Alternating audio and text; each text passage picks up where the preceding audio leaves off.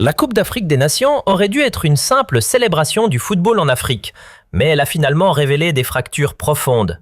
Des divisions qui, bien qu'ancrées depuis longtemps ou ravivées récemment, se retrouvent aujourd'hui sur le devant de la scène. Personne ne s'attendait à ce retournement de situation. Une victoire éclatante du Sénégal contre le Maroc, pays hôte, dans un climat de tension qui n'avait rien d'ordinaire. Ce triomphe a bien sûr été éclipsé par une vague de controverses. Un enchevêtrement de ressentiments, de discours haineux et, il faut le dire franchement, une forme de négrophobie latente. Le football, en soi, est devenu un terrain d'expression pour de profondes divisions internes, en particulier au sein du Maghreb et de l'Afrique du Nord. Ce n'est pas qu'une simple querelle sportive, c'est une question bien plus vaste, politique, historique et continentale. Derrière tout cela, une déchirure qui se dessine, que l'on pourrait à peine remarquer, mais qui est bien réelle. D'autant plus que dans ce contexte, le Maroc et l'Égypte ont choisi de rejoindre le Conseil de la paix lancé par Donald Trump, un club international dont l'entrée coûte 1 milliard de dollars. Un club sous l'influence des États-Unis, qui a exclu délibérément l'Afrique subsaharienne. Ces tensions, quelles répercussions ont-elles sur l'Afrique du Nord et ses relations avec l'Afrique subsaharienne? Pour en discuter, je suis accompagné de Théophile Kouama, journaliste spécialisé dans le décryptage de l'Afrique. Bonjour Théo. Bonjour Fabrice. Et aujourd'hui, nous avons avec nous Abdou Semar, journaliste, youtubeur et créateur de la chaîne YouTube Algérie Part. Salut Abdou. Salut Fabrice, un grand merci pour cette présentation brillante. Vraiment, merci infiniment de m'avoir invité ici. C'est un véritable plaisir de te retrouver, toi et toute l'équipe. J'ai un grand respect pour décrypter l'Afrique. Je trouve que vous offrez un regard unique et enrichissant sur l'actualité du continent et je vous encourage sincèrement à continuer dans cette voie. Longue vie à décrypter l'Afrique. Et de notre côté, on est également des fidèles admirateurs de ton travail, surtout ce que tu partages sur les réseaux sociaux et évidemment sur ta chaîne YouTube. Et on n'oublie pas TikTok. Un grand merci encore d'être ici avec nous, Abdou. Bon, première question. Revenons un instant sur cette CAN. Évidemment, vous avez tous suivi le tournoi. Alors dites-moi, comment vous l'avez vécu? Je sais que vos équipes, ou du moins celles qui occupent une place particulière dans vos cœurs, ont été éliminées assez tôt. Pour toi, Théophile, l'Algérie peut-être, le Cameroun, la Côte d'Ivoire, mais en tout cas, tu nous diras où tu as mis ton cœur cette fois-ci. Le Cameroun, la Côte d'Ivoire ou le Sénégal peut-être? Ah, c'est le Sénégal. Oui, donc tes deux pays de cœur ont quitté la compétition assez vite. Non, en fait, c'était le Sénégal, pas les autres. Très bien, mais alors cette CAN, comment l'as-tu vécue? Il y a eu une pluie de polémiques, des tonnes de commentaires sur les réseaux sociaux, une véritable vague de réactions qui a déferlé non seulement en Afrique, mais aussi dans les diasporas africaines, en France, en Europe, aux États-Unis et même au Canada. Abdou, pour toi, comment as-tu vécu tout ça? C'est une question un peu difficile, mais bon, je vais répondre sincèrement. Disons que j'ai eu une expérience partagée, un sentiment double si tu veux. Laisse-moi expliquer. Au départ, j'étais très optimiste, j'attendais avec impatience ce tournoi. Pour être honnête, j'avais même envisagé d'aller couvrir l'événement sur place. Je me disais, le Maroc, c'est là que tout va se passer. Les Marocains vont mettre les bouchées doubles. Après tout, ils ont la Coupe du Monde de 2030 à organiser. Ce sera l'occasion de vivre une grande fête, un moment symbolique de retrouvailles. Et l'Algérie est qualifiée. Du point de vue maghrébin, ce match va être un véritable tournant, un instant historique. On pourrait peut-être enfin réparer les tensions et forcer les politiques à se parler, à respecter l'autre, à dialoguer. On va prouver que dans le sport, on peut réussir là où la politique a échoué. Et en plus, je me suis dit que les infrastructures allaient être magnifiques. Ce sera une CAN mémorable. Au tout début, lors du premier tour, j'étais encore très optimiste. J'étais même assez joyeux en voyant la file d'attente des supporters. Quand je voyais les Algériens découvrir un Maroc bien plus accueillant que ce qu'on leur avait laissé entendre, très loin de l'image véhiculée par la propagande du régime algérien. Le Maroc, un pays qu'on nous présentait comme un allié des sionistes, un véritable ennemi. Mais sur place, tout se passait parfaitement bien. Les Marocains découvraient à leur tour les Algériens, et les Algériens s'ouvraient à un Maroc bien différent. Bon, l'idée qu'ils soient des partisans du sionisme, c'est une question qui mérite d'être nuancée. Oui, je reprends les termes de la propagande officielle, mais il faut bien comprendre que tout cela est sujet à débat. Fabrice, tu sais de quoi je parle, non? C'est un discours qu'on entend souvent, mais qui mérite une analyse plus poussée. Quand je parle de ce sujet, c'est parce qu'il faut voir la situation sous l'angle du Maghreb, un contexte qui peut être difficile à saisir si on vient d'Afrique de l'Ouest ou du Centre. Là-bas, c'est un peu particulier. Au Maghreb, les relations entre les deux plus grandes puissances, l'Algérie et le Maroc, ont été rompues depuis 1994. Les frontières sont fermées depuis plus de 20 ans. En dehors de quelques événements comme la CAN, les habitants de ces deux pays ne se connaissent même pas, ou en tout cas, pas de manière directe. Ce n'est qu'au sein des diasporas, en Europe ou en exil, qu'ils se croisent. Mais entre un Algérien et un Marocain, c'est souvent une question de liens familiaux ou de simples connaissances. Il n'y a même plus de visa entre eux, aucune liaison aérienne ni maritime, et les frontières restent inaccessibles. C'est un peu comme une relation tendue entre la Corée du Nord et la Corée du Sud. Vous voyez ce que je veux dire? C'est un cas vraiment à part. Et en Afrique, je ne sais pas si on retrouve un autre exemple pareil. Peut-être entre le Soudan du Sud et les pays subsahariens, mais ça reste flou. Peut-être l'Éthiopie, mais encore plus complexe. Quoi qu'il en soit, au début, tout allait plutôt bien. J'étais plutôt de bonne humeur. Je me disais, voilà, les Marocains et les Algériens se redécouvrent, et réciproquement. Les deux peuples commencent à comprendre qu'ils ont plus de points communs que ce qu'on leur a laissé croire. Ça se passait plutôt bien. Mais comme souvent, ce que nous avons négligé, c'est l'impact destructeur des réseaux sociaux dans tout ça. Parce qu'en Afrique, il n'y a pas de véritable médias solides, pas de presse indépendante, pas de véritable canaux d'information. Alors, ce qui se passe, c'est qu'on se retrouve complètement submergé, noyé sous un tsunami d'informations erronées, de fake news, de théories du complot, de messages de haine, et bien sûr, de rivalités politiques alimentées directement par ces plateformes. Et en plus, les régimes politiques ont parfaitement saisi l'occasion pour exploiter cette tension via les réseaux sociaux, en intensifiant encore cette dynamique. Malheureusement, à partir des deuxième et troisième tours, et jusqu'à la finale, on y reviendra sans doute, tout est devenu un fiasco. C'est comme si, au fond, il y avait deux compétitions parallèles, une réelle et une virtuelle. Et là, effectivement, Théophile, les échanges entre supporters se sont transformés en une série de joutes verbales incessantes, et c'était parfois vraiment au-delà des bornes. Au début, c'était fun, c'était léger. Moi, je suis juste un fan. C'était comme ça que je le voyais. J'ai grandi en suivant la CAN depuis que j'étais gamin. Je me souviens bien de la CAN de 1984. Ça ne me rajeunit pas, mais voilà. Et c'est à ce moment-là que la vraie essence de la CAN, créée dans un esprit panafricain, a pris tout son sens. Elle avait pour but de rassembler les Africains, de faire en sorte qu'ils se connaissent mieux, de favoriser des rencontres à une époque où ça n'était pas évident du tout. À l'époque, on apprenait les noms des pays, on cultivait la curiosité pour les différentes cultures à travers la compétition. C'était une époque où la mondialisation n'avait pas encore envahi les esprits. Il n'y avait pas de réseaux sociaux, juste des images de la télé montrant les pays hôtes de la CAN et ceux qui participaient. Je suis un fidèle spectateur de la CAN depuis mon enfance. Il faut dire qu'avec l'essor des réseaux sociaux, cette compétition a acquis une toute autre dimension.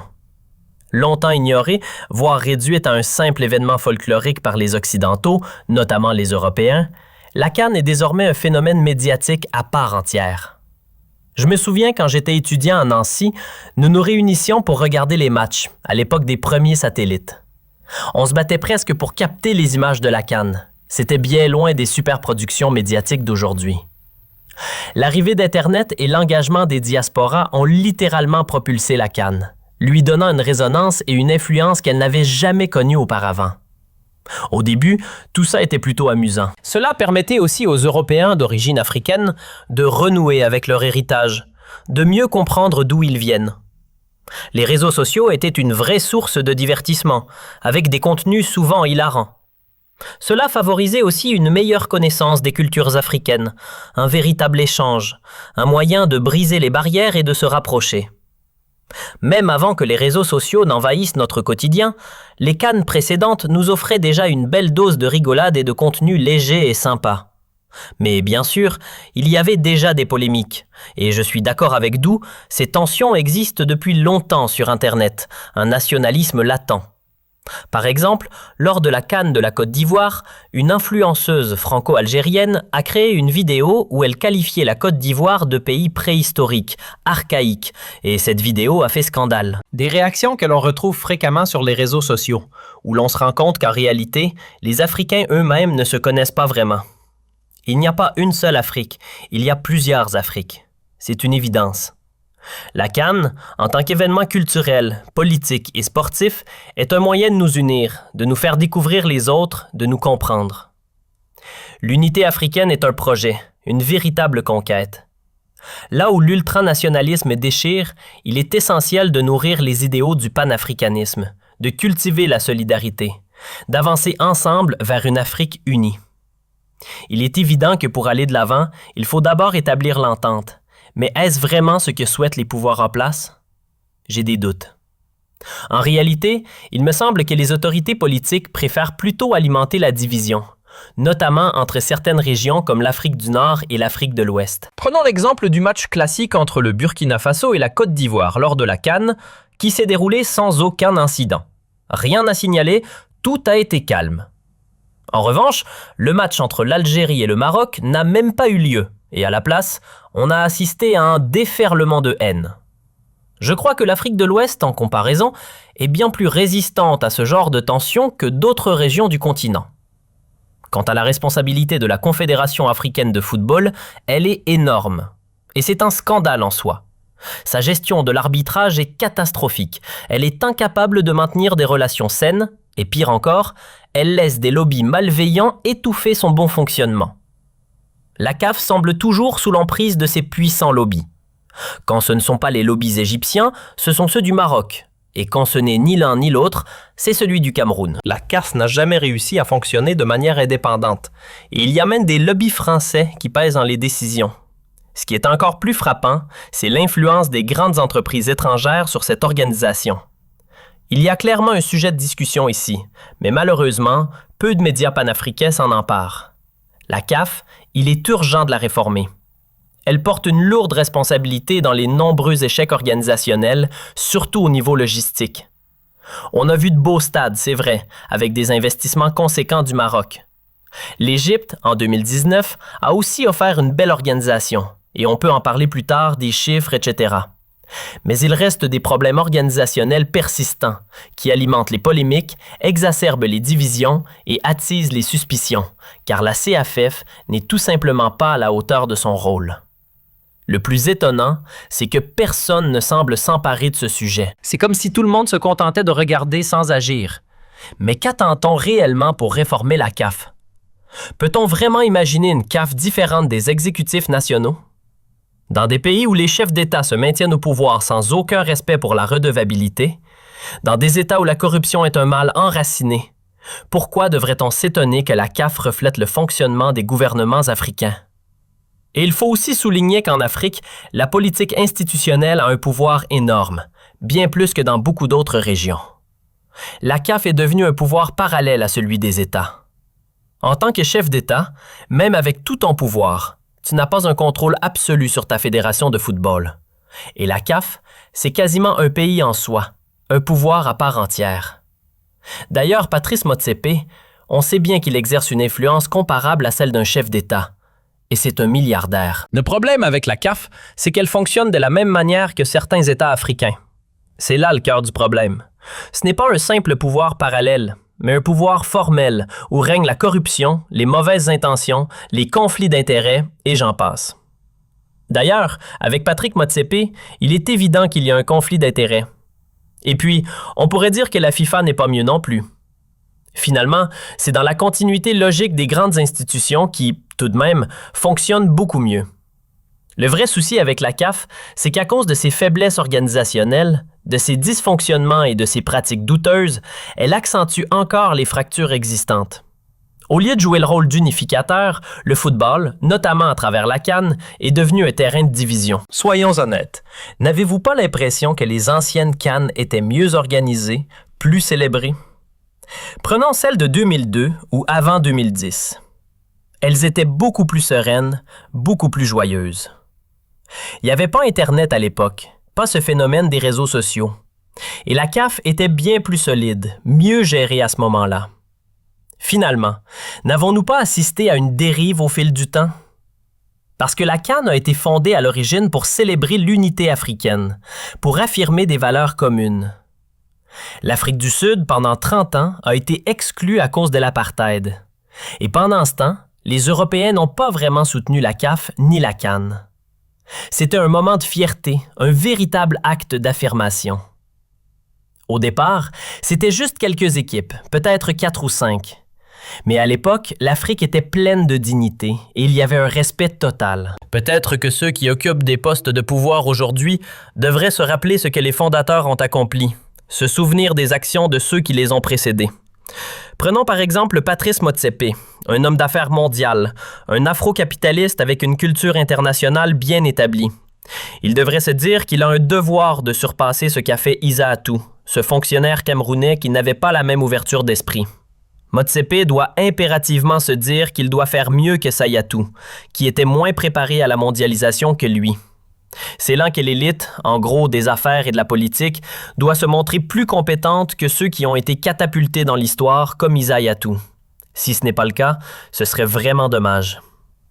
J'aimerais revenir sur un des moments les plus marquants, qui peut-être symbolise un décalage, culturel ou même stéréotypé, entre le Nord et le Sud. Prenez cette scène avec les joueurs sénégalais, notamment le gardien de but, qui se battait carrément pour garder sa serviette, disputé par des ramasseurs de balles marocains. Ce gardien, le 3e du Sénégal, a dû physiquement lutter pour garder son bien. Cette scène ne faisait pas qu'illustrer un stéréotype, elle mettait en lumière une forme de racisme, un racisme maghrébin envers les Noirs. Ce n'était pas simplement un préjugé, c'était de l'hostilité raciale, clairement visible.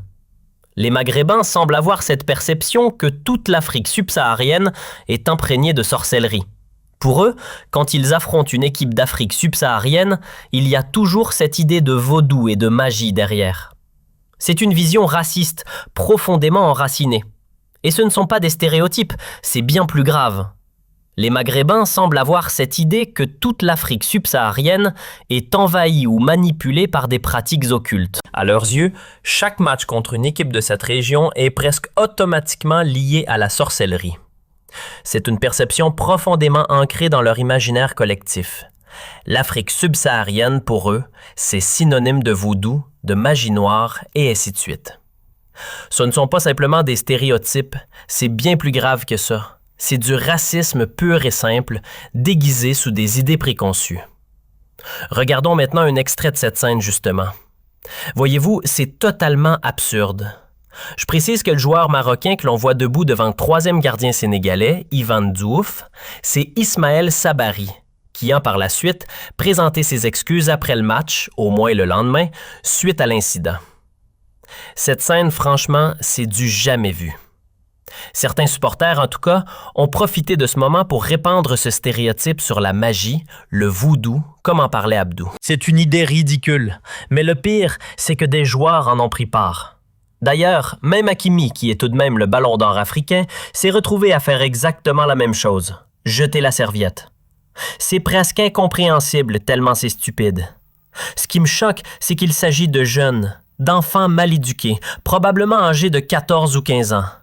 Ce sont des stadiers, et pourtant, ils veulent se battre avec un adulte, avec quelqu'un qui leur est supérieur. Ils se comportent comme des hooligans, comme une bande de voyous, sans respect. Et là, le problème est bien plus profond. C'est une question de respect.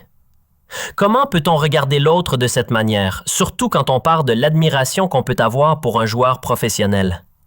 La déférence n'existe plus, remplacée par cet esprit de groupe toxique, cette mentalité de nous contre eux. Et évidemment, la Fédération marocaine de football se doit d'être interpellée, car ces stadiers, ce sont eux qui travaillent pour la fédération. Ce n'est pas juste un incident isolé, il y a une responsabilité à prendre ici.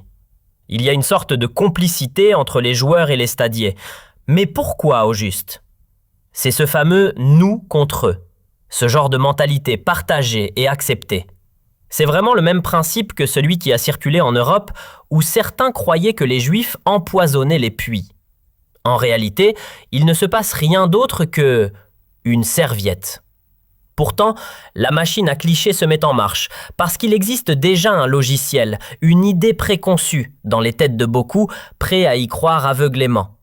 Ce qui est, d'un point de vue sociologique, assez fascinant, c'est cette croyance en la sorcellerie qui semble être spécifique aux Marocains dans ce cas. C'est comme un retour à un certain darwinisme social, où, dans l'imaginaire collectif, l'Africain noir est perçu comme inférieur, capable de se livrer à des pratiques occultes.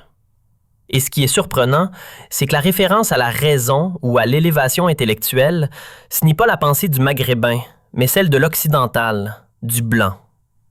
En somme, dans ce système politique et social, celui qui est au centre est plus enclin à croire à la sorcellerie que celui qui en est censé être victime. Cela montre bien que, finalement, il n'y a aucune raison de se sentir supérieur à un autre peuple quand on est capable de tenir de telles croyances et d'adopter de tels comportements. Parce qu'en Europe, ce genre de pensée n'aurait plus lieu en 2025, tout simplement. En 2026, ce sera parce que les gens ne croient plus à ces absurdités. Ils sont rationnels. Mais ces comportements collectifs, ils sont irrationnels. Et ce sont eux qui posent vraiment problème. Le débat sur la sorcellerie en Afrique et son lien avec le football n'est pas un phénomène récent. En fait, cette question a pris une ampleur considérable, et pas de la meilleure manière, avec l'apparition des réseaux sociaux. Prenez l'exemple de 2010, lorsque l'Algérie a affronté l'Égypte. À ce moment-là, la Fédération algérienne de football a même fait appel à un exorciste car on soupçonnait que les Égyptiens allaient tenter de neutraliser notre équipe nationale à travers des pratiques occultes. Ce genre de croyance a toujours existé, mais avant l'ère des réseaux sociaux, tout cela restait dans des cercles limités. Aujourd'hui, grâce à Internet, cette folie prend une dimension bien plus vaste, mobilisant des millions d'Africains. En Afrique, il n'y a pas de régulateurs, pas de médias libres et indépendants. Les régimes autoritaires ont permis que des personnes incompétentes occupent des positions médiatiques. Du coup, les réseaux sociaux se sont transformés en un véritable tsunami d'informations incontrôlées. Et il y a un autre problème. En Afrique, cette absence de régulation nous laisse dans un chaos total. Quant à l'avenir de la CAN, je pense qu'on s'achemine vers une nouvelle direction. Pour que cette compétition soit bien organisée, il serait préférable qu'elle soit co-organisée par plusieurs pays, peut-être 2 ou 3 à la fois. Cela permettrait de mieux répartir les ressources et d'assurer une gestion plus cohérente. Les pays qui accueillent la CAN ont toujours des intentions politiques. Si l'on regarde l'histoire de la compétition, il est difficile de ne pas remarquer que les pays hôtes sont systématiquement soit avantagés, soit devenus le centre de troubles. C'est un fait. La CAN n'est pas une simple compétition sportive. C'est avant tout un enjeu politique. Quand on y pense économiquement, la CAN ne rapporte rien aux pays africains. Et je suis prêt à en discuter. Les Marocains annoncent fièrement avoir gagné 1 milliard d'euros, mais c'est totalement illusoire. En réalité, cela leur a coûté 2,5 milliards, donc même avec 1 milliard de retour, ils sont toujours perdants. Bien sûr, le Maroc se rassure en se disant qu'il y a la Coupe du Monde de 2030 en ligne de mire, ce qui, effectivement, pourrait changer la donne. Mais le Maroc est déjà un pays touristique bien avant même d'accueillir la CAN. Alors oui, cette compétition peut améliorer son image, mais il faut être honnête, le tourisme marocain est porté par les voyageurs occidentaux, pas par les Algériens ou les Africains subsahariens. Le Maroc cherche à attirer le monde entier, pas seulement sa région immédiate. Le véritable retour économique reste très incertain et au final, cette compétition n'apporte que des pertes. Prenons l'exemple de la CAN organisée au Cameroun ou même au Gabon avant cela. Les infrastructures sont souvent laissées à l'abandon après l'événement et on se demande toujours comment les rentabiliser. Il n'y a aucune stratégie derrière ces investissements. Ce qui est clair, c'est que la CAN est d'abord un objectif politique pour les pays organisateurs. Ils se sentent obligés de remporter cette compétition pour montrer à leur peuple « Regardez, on est un pays important ». Cela ouvre évidemment la porte à toutes sortes d'abus et de dérives. Dans les coulisses, tout se joue. En arabe, on parle de kaolassa, l'art du lobbying caché. Les pays organisateurs font tout ce qu'ils peuvent pour influencer les arbitres, parfois en choisissant ceux qui sont les moins professionnels pour favoriser leur victoire. La CAF, comme toujours, privilégie le pays hôte. Pourquoi? Parce que ce sont les pays organisateurs qui financent la compétition. En réalité, la CAF dépend entièrement des pays qui choisissent d'accueillir la CAN. Sans eux, la CAF n'aurait tout simplement pas de rentrée d'argent. Mais pour l'organisation, c'est un bon coup. L'argent qu'elle génère avec la CAN lui permet de tourner. Si on regarde la prochaine édition, qui sera divisée entre 3 pays, on peut s'attendre à beaucoup moins de soucis. L'organisation sera répartie, la concurrence sera plus saine et il n'y aura plus l'influence dominante d'un seul pays. Cela devrait réduire pas mal de problèmes et je pense qu'on doit aborder cette question avec un peu de pédagogie et de calme. Je vais maintenant vous poser une question un peu plus large. Au-delà du football, des réseaux sociaux et de la compétition en elle-même, faut-il craindre que cette fracture entre le Nord, l'Afrique du Nord et l'Afrique subsaharienne ne devienne encore plus profonde? Qui a intérêt à maintenir une Afrique aussi divisée alors que les économies du continent commencent à se connecter de plus en plus, notamment entre les deux parties de l'Afrique? La vérité, c'est que personne n'a intérêt à ce que cette fragmentation persiste. L'avenir de l'Afrique du Nord est indéniablement lié à l'Afrique dans son ensemble. Le Maroc l'a bien compris. Rappelez-vous qu'ils avaient un jour des ambitions d'intégrer l'Union européenne, mais aujourd'hui, ils réalisent que leur véritable avenir réside en Afrique. C'est ici que le Maroc trouve sa source de richesse et de pouvoir politique. L'Afrique est un continent qui va devenir de plus en plus prospère, même si l'enrichissement organisé tarde à arriver. Toutefois, les signes d'une prospérité en croissance sont là. La puissance démographique est en place et elle ne cesse d'évoluer. Il est incontestable que l'avenir des nations africaines repose sur le panafricanisme. C'est la seule voie possible pour avancer. Mais je ne suis pas en accord avec Théo sur ce point. Il y a des puissances extérieures qui tirent grandement profit de cette division. Des pays comme la Russie, les Émirats, le Qatar, Israël et bien d'autres. On constate clairement que plus l'Afrique du Nord se distancie de l'Afrique subsaharienne, plus ces puissances étrangères cherchent à s'imposer, imposant leurs intérêts et agendas, en profitant de la situation pour mener leurs propres conflits, qu'ils considèrent toujours comme justes. Bref, ces fractures servent bien des intérêts extérieurs, et des pays comme la Turquie, les Émirats, Israël ou le Qatar investissent massivement en Afrique, en tirant parti de cette division interne. Malheureusement, ces fractures risquent de perdurer, tant que l'Union africaine continue de briller par son inaction. Ce qu'on ne dit jamais assez, c'est que l'Union africaine est un échec retentissant dans l'histoire du continent. Elle n'a absolument rien résolu. Si l'on regarde les conflits qui ont éclaté ces 10 ou 20 dernières années, l'Union africaine n'a joué aucun rôle concret. Quel a été son apport dans le conflit entre l'Algérie et le Maroc, par exemple? Rien. Personne ne respecte l'Union africaine. Et pourtant, elle est censée être une institution respectée et puissante, mais elle ne remplit même pas sa mission de médiation, celle même pour laquelle elle a été fondée. L'Union africaine a bien joué un rôle dans les premières années après les indépendances, c'est indéniable. Mais aujourd'hui, elle n'est plus qu'un slogan, une étiquette marketing. Cela nous laisse dans l'impasse, avec des fractures qui ne cessent de s'aggraver. Pour en revenir à la division entre l'Afrique du Nord et l'Afrique subsaharienne, elle est profondément enracinée dans l'histoire.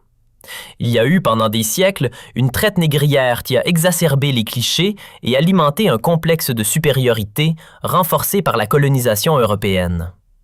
Ce passé historique pèse encore lourdement sur les relations actuelles entre ces deux régions du continent. Le problème commence bien avant la colonisation, car il y avait déjà une perception du noir comme étant l'esclave, une vision qui s'est propagée en Europe et dans le monde arabe.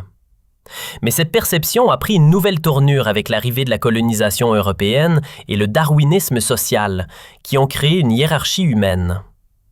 Dans cette échelle, le noir d'Afrique est relégué tout en bas, tandis que l'Européen, le blanc, est placé tout en haut. Les peuples dits du milieu essaient de ne pas tomber trop bas et, pour prouver leur position, ils écrasent les derniers de la classe afin de se rassurer qu'ils ne sont pas les plus inférieurs de l'humanité. C'est sur ce terrain psychologique que tout se joue. Quand on lit certaines paroles sur les réseaux sociaux, on voit cette volonté de ressembler aux Européens, de s'assimiler à eux, de devenir comme eux. C'est à la fois grotesque et pathétique, d'autant plus que, en réalité, les habitants du Maghreb subissent souvent un racisme encore plus brutal que les Noirs en Europe. Ce ressentiment, ce conflit historique, se manifeste aussi entre l'Afrique du Nord et l'Afrique subsaharienne, et il est particulièrement visible dans des régions comme la Mauritanie ou le Mali, là où le métissage crée des frictions. Ces lieux sont marqués par des tensions sociales et raciales qui ne peuvent être ignorées. Mais ce n'est pas tout. Il y a également la montée en flèche du nationalisme négatif, un nationalisme qui ressemble étrangement à celui qu'on a vu en Europe au XXe siècle. Comme le disait François Mitterrand, une citation que je partage totalement, « Le nationalisme, c'est la guerre ». On ne peut pas construire quelque chose de solide dans la haine de l'autre et la glorification de soi. Le nationalisme africain actuel est un nationalisme qui, en réalité, s'inspire de l'Europe. Ceux qui méprisent les autres finissent par les admirer secrètement en voulant leur ressembler. Et dans ce même contexte, il existe aussi une forme de négrophobie interne, le colorisme. Les personnes à la peau plus claire en Afrique considèrent souvent que les personnes à la peau plus foncée sont les problèmes. Les Bantous, par exemple, n'hésitent pas à considérer les Peuls comme des arriérés. C'est toujours cette idée de hiérarchie ethnique qui s'installe, où chaque groupe semble juger les autres selon un classement invisible. Ce phénomène de nationalisme est fascinant, mais surtout déroutant. En Afrique, il semble que ce soit un repli sur soi, une montée en flèche de sentiments pseudo-nationalistes, parce que la définition même de ce qu'est le nationalisme reste floue. Prenons l'exemple des tensions entre l'Algérie et le Maroc, ou encore entre le Rwanda et la République démocratique du Congo. Derrière tout cela, on retrouve des régimes autoritaires qui manipulent l'opinion publique, créant l'illusion que le danger vient d'un ennemi extérieur, ou parfois d'un frère voisin. C'est un jeu de pouvoir bien rodé. Ce n'est pas une situation idéale, loin de là, et je ne suis pas tout à fait d'accord avec Théo sur ce point. La nuance que j'aimerais apporter est la suivante. Ce n'est pas le nationalisme européen classique dont on parle ici, celui qui a donné naissance au nazisme et au fascisme. Il n'y a pas cette adoration excessive de soi. Les Africains, par exemple, que ce soit les Algériens ou les Marocains, ne ressentent pas une fierté démesurée, pas à ce point. Il existe plutôt une forme de fierté qui se manifeste lorsque l'on rencontre ou affronte l'autre, ce voisin, ce rival. Pourquoi ? Parce que, à force de propagande, on a été conditionné à croire que nos problèmes économiques, notre retard, sont dus à une animosité extérieure, à une rivalité qui viendrait de nos voisins, voire à un complot dont nous serions les victimes. Le problème majeur, c'est l'ennemi extérieur, ce voisin, ce l'autre. C'est lui qui serait responsable de nos malheurs. Et c'est là que les dictateurs trouvent leur terrain de jeu. En détournant l'attention du peuple de leurs propres actions, ils créent un ennemi à l'extérieur, permettant ainsi de maintenir une forme de contrôle. En même temps, cela offre aux populations une réponse toute prête à leurs angoisses. C'est à cause de l'autre, de l'extérieur. Ce qui dérange moins les puissances occidentales, c'est de soutenir le nationalisme contre un voisin plutôt que de s'attaquer à l'ancienne puissance colonisatrice ou aux nouveaux dominants, en particulier au Maghreb, en pleine crise à Gaza. On oublie souvent de mentionner les puissances occidentales qui ferment les yeux sur tout ça, ainsi qu'Israël. Et pendant ce temps, on se crache dessus entre voisins. C'est une forme de nationalisme, certes, mais un nationalisme bien particulier. Ce n'est pas le nationalisme de libération qu'on espérait en Afrique. Le véritable nationalisme africain, celui de la libération, semble avoir disparu, remplacé par un micro-nationalisme chauvin, parfois ridicule, qui semble être alimenté par une forme de désespoir. Et bien sûr, les réseaux sociaux jouent leur rôle dans cette évolution. Ce nationalisme du désespoir se nourrit d'une explication simpliste. L'Afrique va mal parce que l'ennemi est ailleurs, mais surtout parce qu'il n'y a aucune explication rationnelle pour expliquer le sous-développement de certains pays africains. Prenez l'Algérie, par exemple. C'est tout bonnement irrationnel qu'un pays avec un potentiel aussi immense soit sous-développé. Rien dans sa gestion politique, ses problèmes sociaux, ses inégalités ou sa pauvreté ne justifie cette situation. Le sous-développement reste une grande énigme. Prenez la République démocratique du Congo, un pays immensement riche et pourtant un des plus pauvres. Le Gabon, c'est pareil, ça reste incompréhensible. Bien sûr, on peut parler de prédation, mais là encore, c'est irrationnel. Comment expliquer qu'on vole tout sans même pouvoir utiliser ce qu'on vole? Ce genre de prédation est absurde, mais ce n'est pas unique à l'Afrique. Des phénomènes similaires se produisent en Asie ou en Amérique latine. Et pourtant, ces pays-là, eux, ont su changer, se transformer, malgré les obstacles. En fin de compte, ce nationalisme, c'est un nationalisme de désespoir. Quand tu n'as plus de solution pour résoudre les problèmes de ta propre société, tu te replies sur toi-même, tu cherches des boucs émissaires. Et dans ce cadre, l'autre devient la victime expiatoire. C'est tellement plus facile d'accuser l'autre de tous nos malheurs. C'est ainsi que beaucoup, aujourd'hui en Afrique, fonctionnent en se cachant derrière cette idée que tout est de la faute de l'autre.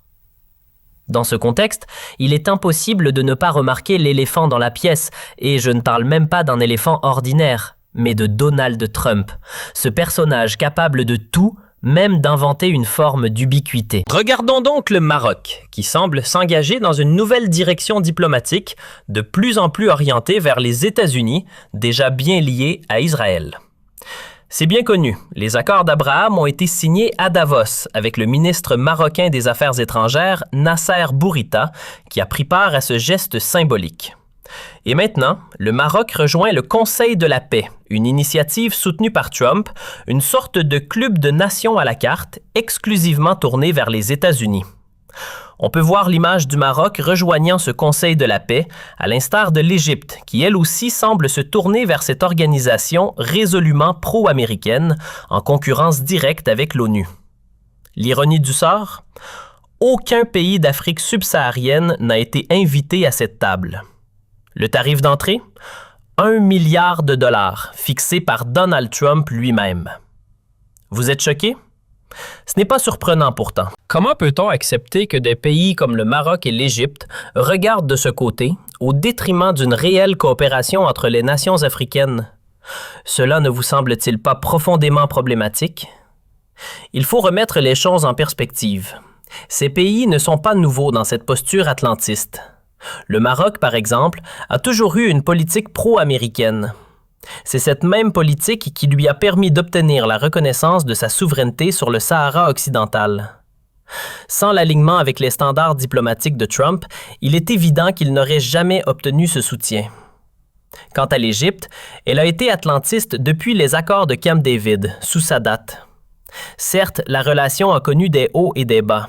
Mais l'influence américaine est omniprésente depuis des décennies. Ce sont des pays qui ont toujours été ancrés dans cette logique atlantiste. Et avec Donald Trump, un président à la fois charismatique et extrêmement stratégique, ils n'hésitent pas à se positionner de manière à maximiser leurs propres intérêts. Il vaut mieux gagner ses faveurs, se disent-ils, et avoir un allié puissant comme les États-Unis. Ce sont des choix dictés par l'opportunisme, et il est évident que ces pays, en particulier le Maroc et l'Égypte, n'ont pas changé de cap. Nous ne voyons pas encore de signes de renversement dans leur posture. Franchement, ça ne me choque pas vraiment. Au contraire, je pense que les pays africains ont une belle carte à jouer ici. Ils ont une chance de tirer parti des tensions croissantes entre les États-Unis et l'Europe, et pourquoi pas en profiter pour se repositionner. Ils pourraient attirer encore plus l'attention des États-Unis sur le continent africain, jusqu'à les convaincre de faire plus d'efforts si nécessaire. Mais pour cela, il faut vraiment savoir exploiter ces divisions, faire entendre une voix du milieu, ne pas être complètement aligné et pourquoi pas rejoindre des blocs comme les BRICS. Bien sûr, les BRICS ne sont pas un non-alignement pur, loin de là, mais ils représentent un contrepoint intéressant. Le non-alignement en tant qu'idéologie s'est un peu dépassé aujourd'hui, surtout avec les défis modernes. Ce concept ne fait plus vraiment sens. À l'heure actuelle, il y a deux grandes puissances, la Chine et les États-Unis. Ces deux modèles, ces deux visions du monde nous obligent à faire des choix. La mondialisation et l'interconnexion des économies imposent une forme de pragmatisme. Parlons rapidement de Mohamed VI. Il faut noter que, le 22 janvier, il a pris la parole dans un communiqué pour souligner qu'aucune force extérieure ne pourrait altérer la relation historique entre les peuples africains, ni la coopération fructueuse avec les autres pays du continent. On pourrait dire qu'il est un peu tard, qu'il aurait dû prendre la parole plus tôt. Mais il a parlé parce que c'est crucial pour le Maroc, en tant que membre du Conseil de paix, d'affirmer son existence en Afrique. Le Maroc est clairement convoité par d'autres puissances étrangères en raison de ses capacités à générer des résultats économiques et politiques en Afrique. Maintenant, est-ce qu'il faut s'en réjouir? Franchement, le monde traverse une période complexe et l'Afrique traverse une période encore plus difficile. Aujourd'hui, la souveraineté des pays africains est à peine un papier froissé pour les grandes puissances. Prenons le cas de la Somalie, récemment reconnue par Israël. Et ce n'est qu'un exemple parmi tant d'autres, car d'autres puissances comme l'Ukraine et la Turquie sont aussi en train de mener leur propre jeu sur le continent africain. Chacun fait son marché là-bas. À mon sens, la véritable solution ne réside pas dans un alignement avec l'une ou l'autre grande puissance, que ce soit la Chine ou les États-Unis. Car chaque pays choisira son partenaire stratégique et ainsi, nous retomberons dans un nouveau nationalisme, des rivalités internes, comme ce qu'on observe entre l'AEC et la CEDEAO, ou encore entre l'Algérie et le Maroc. Non, il est grand temps de ressusciter l'Union africaine, d'y donner une voix véritablement africaine qui défend une souveraineté non pas basée sur la guerre ni sur la puissance brute, mais sur le droit international, un modèle de coopération respectueux. Pour que cela soit possible, l'Afrique doit s'exprimer par un seul et même outil, l'Union africaine. Les solutions régionales, aussi importantes soient-elles, ne suffisent pas à résoudre les défis d'envergure. Si on y parvient, l'Afrique pourra enfin faire entendre sa voix sur la scène mondiale. Mais attention, cette harmonie ne se décrète pas du jour au lendemain. Il faut la construire patiemment sur les plans politiques et culturels. L'Afrique n'a aucun intérêt à choisir l'Occident dans cette histoire. Si un choix doit être fait, il doit être celui du partenaire le plus puissant. Et ce partenaire, c'est incontestablement ici, en Afrique. Merci à tous, c'est un sujet qui mérite d'être approfondi. Et peut-être que nous en reparlerons la semaine prochaine, si ce rendez-vous se poursuit, ce que nous espérons. Merci Théophile, merci Abdou, et merci à vous tous de nous avoir suivis. À vous tous de nous avoir